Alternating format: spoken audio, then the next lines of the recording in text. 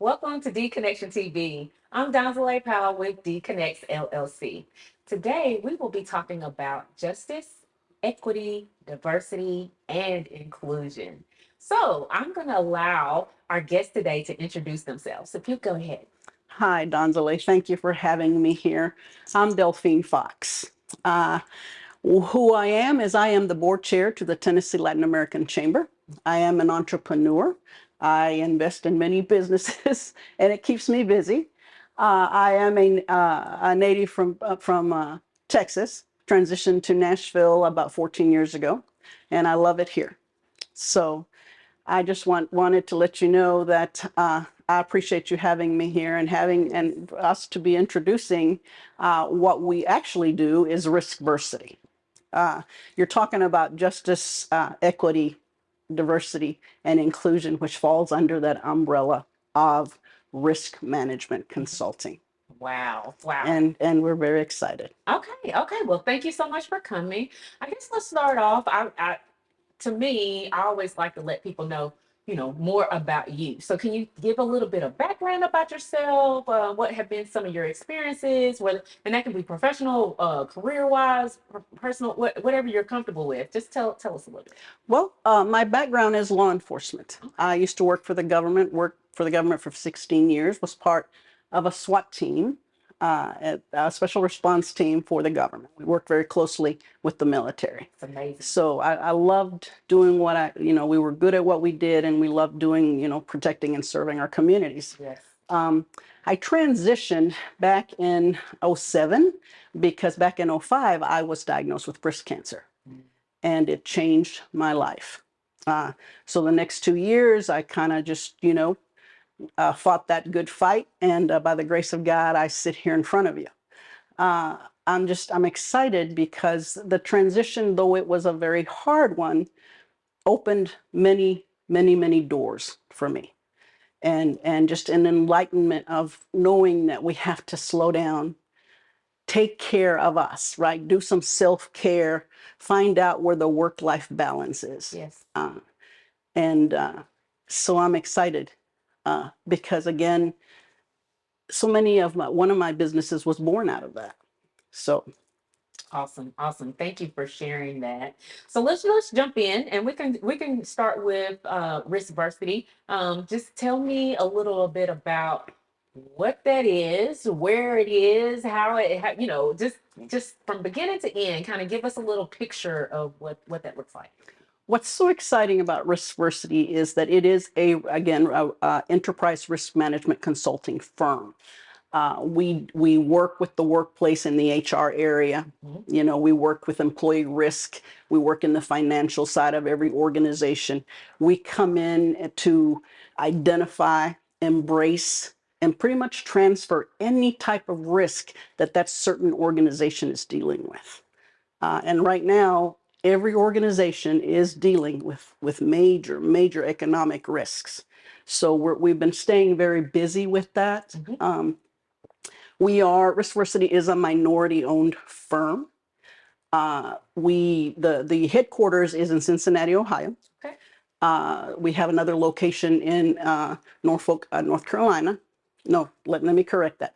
That's Greensboro, North Carolina. Okay. And we are here because I'm fixing to open an office here in Nashville. And so again, we're making sure that people understand that there is so much to when you work so hard to build your organization, that when things are coming at it, all these challenges, all these hard things that can actually hurt your organization, you have to be able to be prepared. You have to be able to meet those challenges. And RISKversity brings that expertise. We are a very diverse team. All our experiences were pretty well put together because all our experiences are we bring from everything and are able to meet that and guide them through whatever challenge they're facing in that area. So when we talk about risk, several things, pop into my mind. Again, that could be financially, what's going on with the the economy, insurance, like all these Insurance. words and bonds, all of that pops in my head, right? Are most of your clients or the clientele that typically RISKversity works with, are they looking for proactive approaches? Are they trying to get in front of everything, or are they already in a situation and they need help with, okay, now I'm in a pickle and I need help with getting out of a pickle? Or is it a mix? It's a mix. Okay. That's a great question, because we can come into an organization and they don't even know that there's an issue. Yes. Right? All these sections, whether it's HR, just employee, whether it's hiring, whether it's retaining, engaging, vendor supply. All of that, the chain supply, right? The vendor, everything that's happening with what we do, depending on what that organization is. We look at healthcare, we look at manufacturing, we look at construction, we look at, again, banks, financial. We're everywhere as to we can come in and assess and do an audit and assess and analyze and figure out, okay, what's happening in what section. We meet with the high, the top echelon of risk, the risk managers, all of them, the CEO, because it has to have a buy-in from all of them, right? They have to actually know what's going on here, or how are our employees feeling, which that's where JEDI comes into play, the justice, equity, and diversity and inclusion, right? Mm-hmm. Because just DEI, diversity, equity, and inclusion alone, brings to mind justice, right? Right. What's going on in the workplace? What are those big issues that we can probably head off, that we can probably meet and find resolutions, find solutions, and pretty well come in at a comparable cost, and it won't be as bad as if this challenge comes in from nowhere. Yes. Right? Emerging challenges as well, coming from nowhere, and you're not ready. Right. And that could be anything from, I'm assuming, litigation. There could be all kinds of things where Claims, and possibly what I've seen before in different work environments, or some of the issues that I've heard about are, people might not feel comfortable with even expressing what those issues are, and so they don't even tell HR, they don't tell the company, then they go to someone else. And that's where I think the company could end up being blindsided, because they have no idea that anything's wrong. And then here comes the lawyer, the attorney, dropping off some paperwork. And it happens so much. Yeah. Yeah. And that's what's so interesting about, you can be a good organization, but a great organization always prepares and always does their normal assessing of, maybe walking through the trenches of their workplace, right? Mm-hmm. Finding out, getting to know their people, getting to know what's happening here, what can we do better, and then dealing with all of that. And so we get called in, and we come in and consult, and we come in and sit with the big guy, so to speak, and we assess and we talk about it and discuss. And more so than not, they find out, hey, we didn't even know this was happening. Mm-hmm. We didn't know. And of course, there are some that are saying, well, okay, but what about out there? What's coming towards us? Yes. What can we prepare for? Yes. So I can definitely see how, from an organization's standpoint, even if they try to provide a culture of openness, open door, X, Y, and Z, even with the way the economy is right now, for a employee that needs their job, that's supporting off of maybe one household, one income, they want to always be seen in a good light. And sometimes people can be nervous about even expressing any issues, because they're like, I don't want to ruffle any feathers. I don't want, my superiors to feel some type of way. And so I can completely see how, you all as a third party, they might feel more, oh, I can talk to them because they're not my direct anything, or there's no chain directly headed, or maybe the things that I share, they might be relayed, but not that I said it. And so they feel more comfortable. Absolutely. There's a lot of protection there in the privacy side, Yes. right? And you got to know that you can build a safe space. You know, or I can say when I talk about diversity and inclusion, you know, people get nervous about it, right? They don't want to really discuss it. Well, if you look at it like this, it's more a behavioral approach, right? Say I'm working for you and you've hired me, you know I come in and I may look different than you. I may wear my hair different. I may do something different. And that's okay. You know, I'm not there to, you aren't going to judge me for that. You know, you're going to know that I've come in and there's respect there, the basic respect, right? But yet, even though we're different in many things, we're the same in the fact that we work for this company. This company has a vision, has a mission, and we need to come together and embrace our differences to work together and accomplish whatever that mission is, where the company is happy because they meet their bottom line, which isn't that what pretty much is one of the most important things. Absolutely. And I've seen that can even be generational is another factor. You know, people automatically jump to race, ethnicity, and things. Yeah, doesn't have to be that. You've got millennials, you've got baby boomers that are all and all in between, still in this one office. Absolutely, sometimes. Absolutely. And it doesn't have to be about race because it takes all of us. You know, people say it takes a village. Well, that village can be any color. It doesn't matter. It doesn't have to be, you know, we all come together knowing that we're human beings, we respect each other. We learn from each other, we listen to each other's ideas, and then we bring that solution and accomplish that mission. Yes. Now, I assume the time to assess a company, you know, provide recommendations and a plan, I assume that it varies per company because they have different structures, different sizes. So one company might take, you know, X amount of time versus another. Or can you kind of let me know? Is there a standard to that or a typical operating? Hey, if we walk in, we meet with the, you know, board or whoever the top executives are and have a discussion within this amount of time. Typically, we're able to come back with a proposal, solutions, or implement something. Kind of give me an idea of time frame. Absolutely. Well, the time depends on, again, yes, everything's individual, right? Of the organization. Depends on what their needs are. Because you have to come in and get to know, right?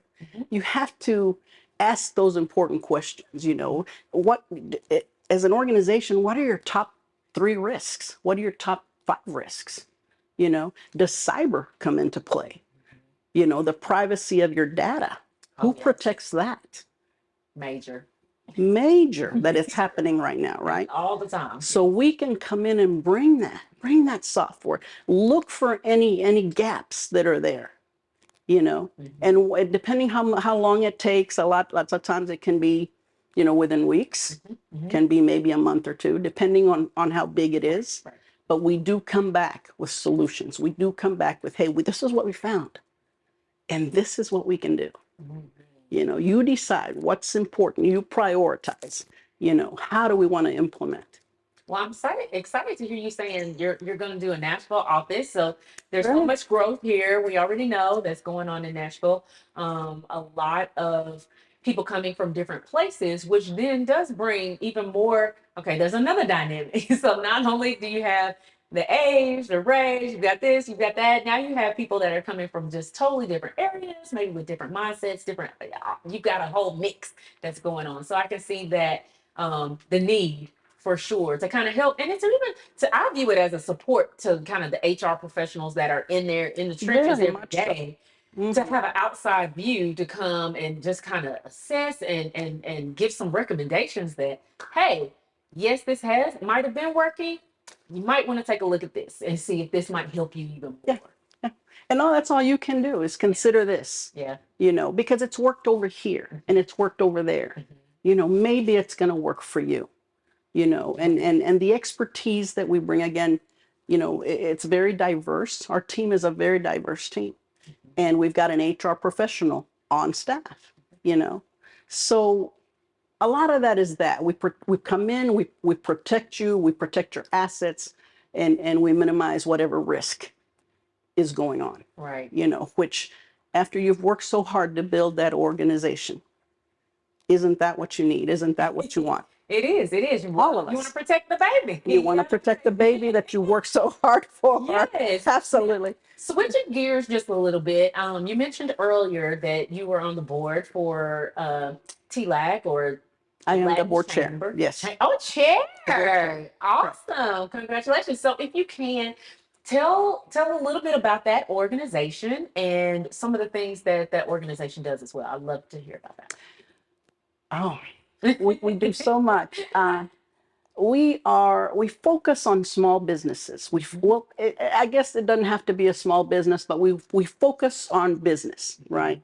We focus on entrepreneurs. Yes. We've created many programs that just one program, ella, which means her in English, we bring in these Latina women that are entrepreneurs, that are startups in a business, and we guide them through the whole process, We've opened a charter school, which is called Avanzando, which means forward, ahead, like adelante.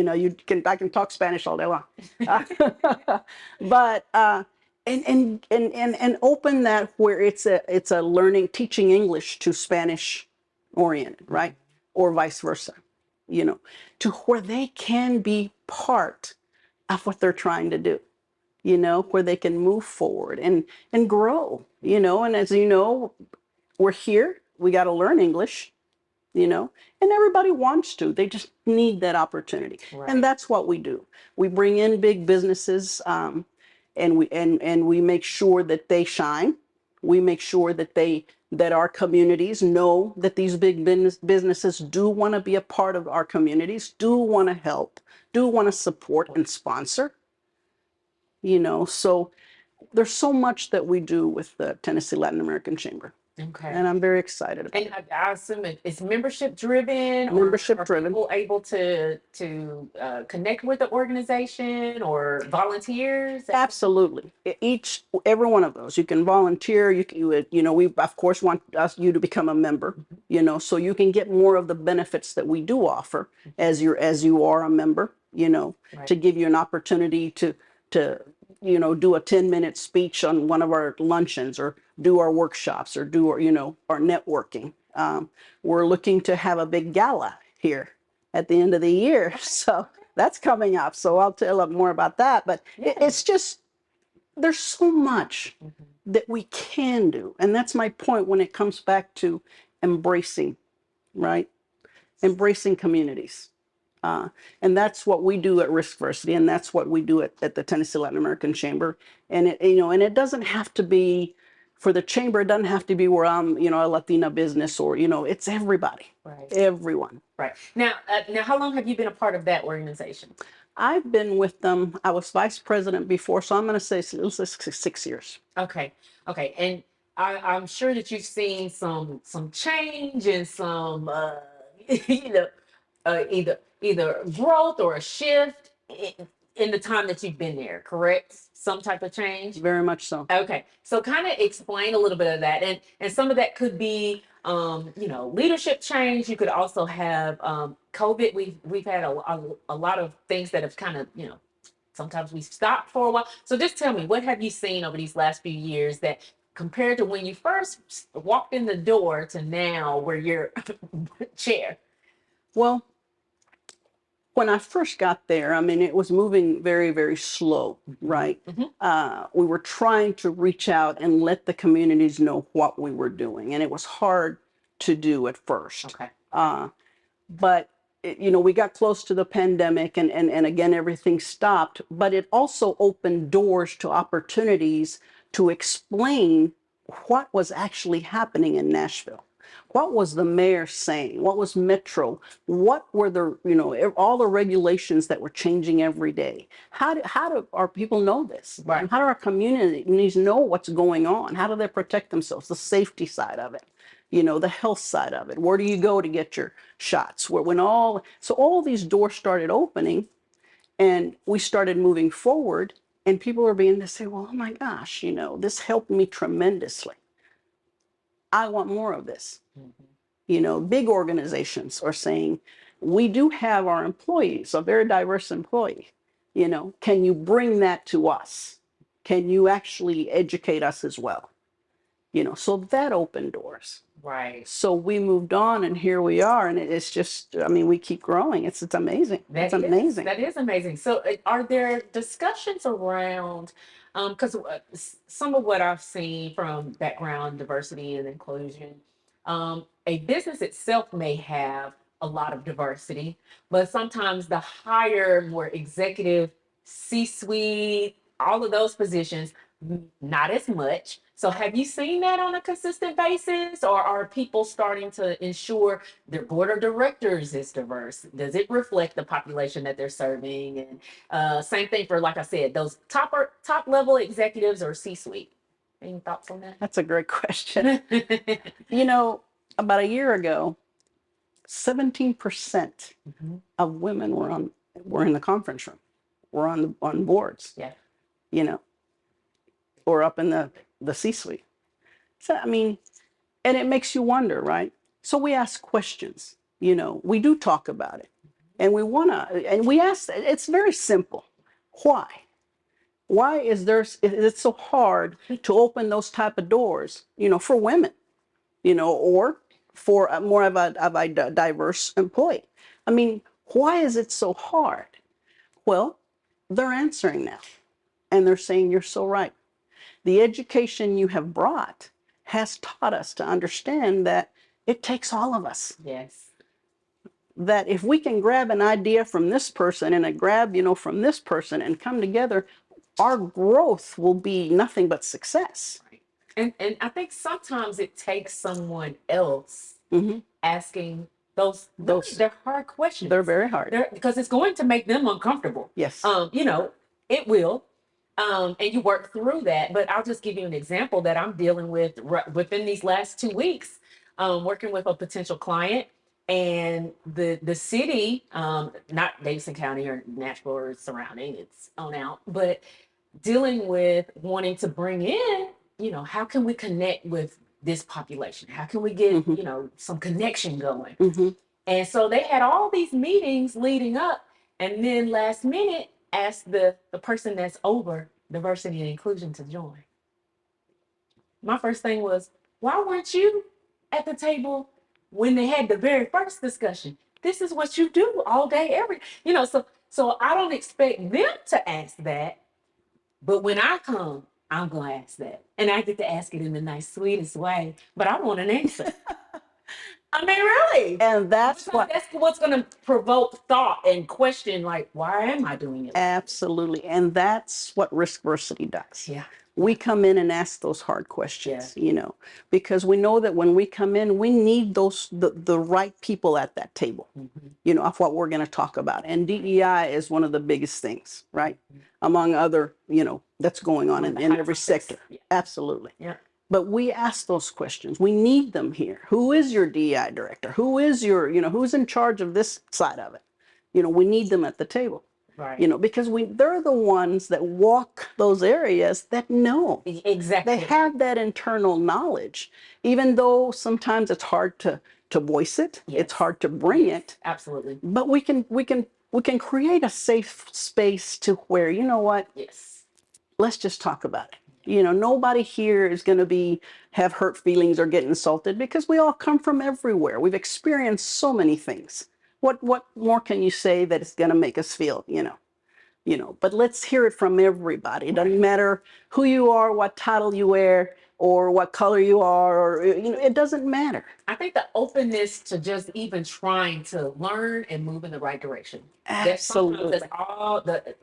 We're not trying to come with the hammer. No. Just listen and let's try. Yeah. Now you mentioned earlier you also entrepreneur. So if you can tell me a little bit more about that. And that can be past entrepreneurship, current. Just give me a little information. Well, when I first transitioned to Nashville, I went back to school. Coming from the law enforcement side, I went back to school, University of Tennessee, and got my paralegal degree. And I was thinking, okay, that's what I was going to do, right? Mm-hmm, mm-hmm. But because of who I was and just so antsy all the time, I'm thinking, the health side was more of a, interest to me. Hence insurance, hence trying to figure out where does health come into all that? Because I was a breast cancer Right. survivor, right? Yes. But I could bring that knowledge to everything I've ever done. Yeah. So I became a broker in insurance. I got my own insurance agency, and I was helping enroll, and I was talking to organizations, and I was finding out, when you're enrolling your employees, are you meeting that need that everybody needs? And I got so excited about that, you know. And I'm always somebody that, because of who I used to be in law enforcement, I've always under that protect and serve umbrella. I decided, okay, so I'm doing this part of it. What about helping, working side by side with the military? I decided to buy a commercial cleaning franchise to help our guys and girls that were coming home, transitioning to Yes. civilian life, to give them something to do, right? Until they figure out what it is they want to do and go on with their life. So I did all that. I bought a big franchise. We grew it. And through the pandemic, it impacted us tremendously. Right. So I moved through that, and then of course I bought another business. I grew. Mellow Green Botanics was born out of my dealing with all the after effects of my health and the chemo damage, and Mellow Green was born, and we came up with a wonderful salve that you could rub on your bones and your joints, and it helps tremendously. So that right now is just online. Okay. So I'm always looking, but it always falls under the same umbrella, which is risk, right? So it always brings me back to that. And as an entrepreneur, I go around that circle of consulting, of insurance, of serving, hence me being board chair for the Yes. chamber, Serve. because if Yes. we can serve, I mean, if we can help in any way, why not? Exactly. So do this for me. Share how people can find out more about RISKversity, Mellow Green, just what contact information, whether that's email, website, what it would be the best way for people to find out more. Right. Our websites. Okay. And it's, www.riskversity.com, Okay. mellowgreenbotanics.com. I mean, it'll tell you the whole story. It'll tell you, and RiskVersity will tell you who we are. It'll tell you what exactly our focus and specialization is in. I mean, and it'll open that door for you to say, I've got a business. I'm dealing with this. I need help. Ask for help. Right. Ask before it's too late. Ask before it's too late. Ask for help, because we can get to a point where it is too late, Yeah.